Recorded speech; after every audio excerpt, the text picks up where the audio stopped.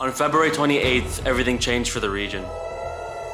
We watched as the rules were changed in real time.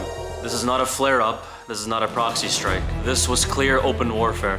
The US and Israel hitting Iran directly, and Iran firing back at the entire Middle East. And this could easily escalate into a full-blown war, not just a one-night exchange like in the past. So let's walk through the events of exactly what happened. This morning, Iran reported explosions in Tehran around 9:27 a.m. local time. Within hours, strikes spread across the country. Israel framed it as a preemptive strike. And the term preemptive strike is like an oxymoron, because Israel is essentially saying that in order to prevent a war, they have to start a war. And this doesn't change what this is: a major attack on a sovereign country. Iranian media then reported hits near the Ministry of Intelligence, Ministry of Defense, the Atomic Energy Organization of Iran, and the Parchin military complex. Then the list expands even more. Kermanshah, Qom, Tabriz, and more, across a huge portion of Iran. Iran's Red Crescent reported that 24 out of 31 provinces in Iran were hit. By the evening, the death toll reached 201, with more than 700 injured. But then, there were the strikes that changed everything.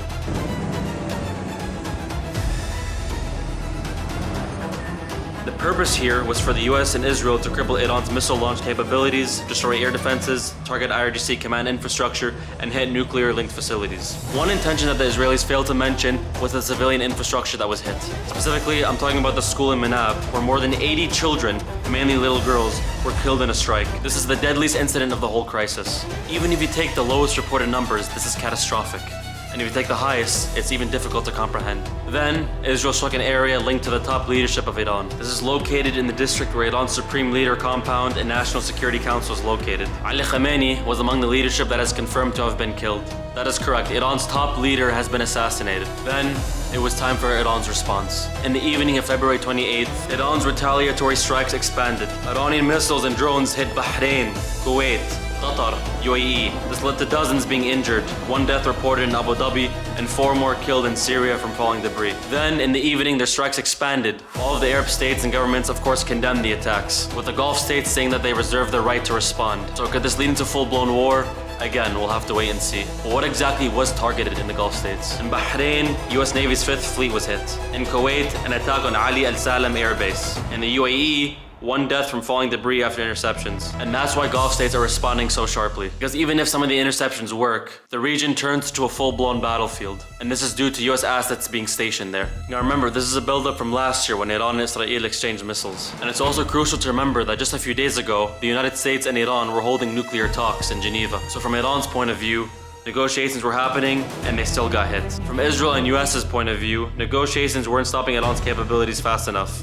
So shiklo, they moved to force. Now let's zoom out from the missiles for just a second, because the biggest leverage that Iran has isn't just from missiles. It's the narrow waterway, the Strait of Hormuz. Reuters reported EU naval officials saying that the IRGC broadcast warnings that no ship is allowed to pass. They've also reported shipping disruptions. Oil and gas majors and traders suspending shipments and vessels bunching up near ports. And if Iran decides to go after the Hormuz Strait, this stops being just a regional war story. It turns into a full-blown energy and economic crisis for everyone in the whole globe. From here, we can see 3 scenarios stemming, and they're all bad. Scenario 1, limited exchange. Maybe there's a few days of strikes, and then back-channeling and diplomacy occurs to where a ceasefire can be reached. Both sides might claim victory, and this stops a full-blown war from happening. But the scale today makes this kind of unrealistic. Scenario 2, a regional war for attrition. Iran keeps targeting US sites in the region, and Israel keeps hitting Iran's civilian and military infrastructure. And this turns into a long fight with constant pressure. And then there's scenario 3. Leadership shock in Iran. If Iran's top leadership is completely wiped out fully, then we might see chaos happening within the state. Different factions and groups fighting for control. Succession fights, internal crackdowns, and Israeli influence into Iran's leadership. But here's the one reality that sits underneath every map and every strategy headline. Today's casualties aren't abstract. Over 80 children will not be returning home from school today in Iran.